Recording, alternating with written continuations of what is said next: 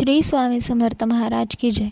आज मी सांगणार आहे एक अशी खरी गोष्ट जिथं एक गरीब कुटुंब उपाशी होतं, पण त्यांनी फक्त एक हाक मारली आणि स्वामी समर्थ त्यांच्या दारी आले.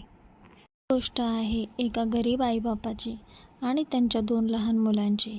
एका दिवशी अन्न नव्हते, गॅस नव्हता, घरात फक्त रिकामं भांडं आणि मुलांच्या डोळ्यात भूक.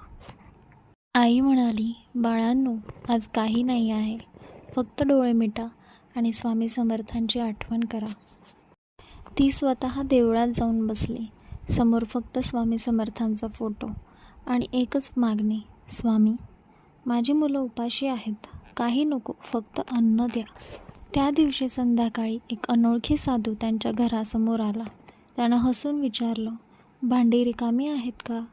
आईने मान हलवली आणि त्या साधूनं पिशवीतून कढी भात, पोळी, भाजी आणि लाडू काढले. भांडी भरली आणि तो निघून गेला. दुसऱ्या दिवशी त्यांनी शोध घेतला, पण असा कोणताही साधू गावात नव्हता. आईला समजलं, स्वामी समर्थ आले होते, तेच साधू रूपात.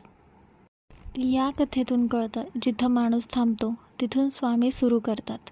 भूक असेल, वेदना असेल, संकट असो, भक्तांच्या अश्रूंवर स्वामींची कृपा होते. फक्त जय श्री स्वामी समर्थ असं मनापासून म्हणा आणि बघा, भांडी भरल्याशिवाय राहणार नाहीत. तुमच्यावर कधी असं संकट आलं होतं का?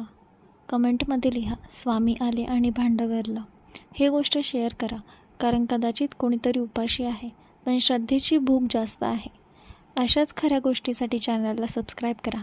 स्वामी समर्थ, स्वामी समर्थ, स्वामी समर्थ.